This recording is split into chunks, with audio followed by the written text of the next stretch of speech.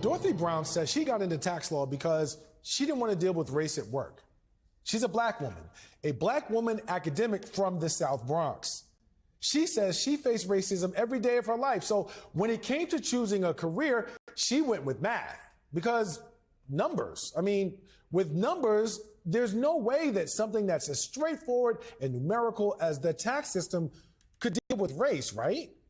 Well, Dorothy Brown says, quote, "I've never been so wrong about something in my life." After getting her law degree and then her master's in tax law, Brown was helping her parents with their taxes when she noticed something odd.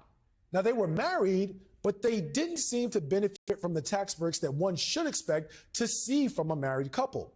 Dorothy Brown dug in and quickly discovered that the IRS does not collect or publish data for race the same way they do for gender or for age. So that caused Brown to begin to dig deeper and deeper. She says she became a detective, looking at the history of different tax laws. She looked at who benefits from most tax breaks and loopholes and who doesn't. Take her parents' marriage examples. Now, marriage tax cuts only benefit single-wage earner households or couples where one worker makes significantly more than the other. So, for example, a household where both spouses work and make similar incomes, they're not going to get the tax cut. And as it turns out, households with equal earners that have two full-time workers, they're more likely to be black. And then, by contrast, household where there is a single wage earner, where one spouse can afford to stay home and not work, those are significantly more likely to be white. Now, through arduous study and research, Brown uncovered a long list of ways that both tax law and the many other systems that impact wealth generation tend to favor white Americans and also disadvantage black Americans. In her book, The Whiteness of Wealth, How the Tax System Impoverishes Black Americans and How We Can Fix It, was published in 2021. Since then, Brown has been appointed to the Treasury Advisory Committee on Racial Equity under Treasury Secretary Janet Yellen. Brown and her other committee co-members have made recommendations on how to address racial equity matters within the tax code. She recently said in an interview with NPR that despite the board's work and recommendations, quote, "We have not seen much progress at all." Joining me now is Dorothy Brown, professor of law at Georgetown University and member on the Advisory Committee on Racial Equity at the Department of the Treasury. Good morning. Thank you so much for being here. Dorothy, you said in an interview with NPR's Marketplace recently that you haven't seen a whole lot of interest in just this conversation about centering race and racial equity within the Treasury.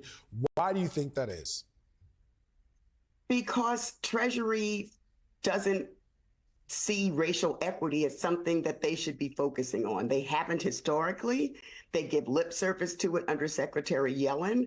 But when the Treasury Advisory Committee makes recommendations like you should really have a path forward on collecting data by race, because you shouldn't depend on an academic like Dorothy Brown to uncover the racial biases in our tax code. There's a Stanford study that came out last year that showed if you were Black and you filed for the Earned Income Tax Credit, you were 3 to 5 times more likely to be audited than if you were non-Black. That needs to be fleshed out. The Treasury should be at the forefront of this. We made the recommendation in March of last year, and we have seen very little progress. Data is critical. The IRS and Treasury publish a lot of data about a lot of things, but not about race. And I'm very disappointed in Secretary Yellen not moving our recommendations forward faster. This is such an important conversation because there are so many of us within our community, within Black America, who feel like there are things systemically that hold us back or that are pressing on us in different ways, but we can't prove it. We can't point to it. So when you bring up the notion of data, I just want to underscore how valuable and imperative that is. Dorothy, you're a friend to Velshi and the show, and you spoke to Ali about 3 years ago, and you said that one of the things that was most important there was for the IRS to collect and to publish data on race, the same way they do with age and gender. And President Biden's racial equity order back in 2021 that actually affirmed that. From a policy place, what do you think has to happen in order to bring that into a reality? Is the pressure to be applied in the Treasury? Is it to be applied to legislatures? Is it a combination of both? Or do you think it's in the courts where this needs to be fought? No, it's very simple. The White House needs to pick up the phone and tell Treasury Secretary Yellen they meant what they said in the racial equity order, and they expect progress on the Treasury Advisory Committee's recommendations forthwith. It's not complicated. We have a path forward. We recommended how to get it done. And the White House needs to step up and say, we meant it. We need disaggregated data by race in the Treasury and IRS. We have it at HUD. We have it at the Department of Labor. We know how many people ride bicycles by race, but we don't know how taxpayers pay their taxes by race. It is a sin and a shame. I'm glad you brought up those examples of other places in government that are already doing this, because what it does is that it eliminates the argument that, well, we don't ever do this. We never sort of look at these statistics. The fact that there are models that exist across other agencies is so critical for building a model that is consistent across all government agencies. Back in 2020, I actually call it Treasury's exceptionalism. They are the outlier here. Well, that's important to point out, and I'm glad you did.